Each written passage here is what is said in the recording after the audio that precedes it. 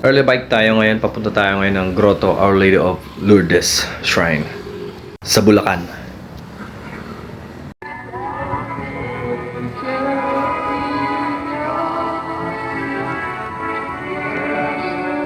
Pagpalain kayo na makapangyarihan Diyos, Ama at Anak at Espiritu Santo.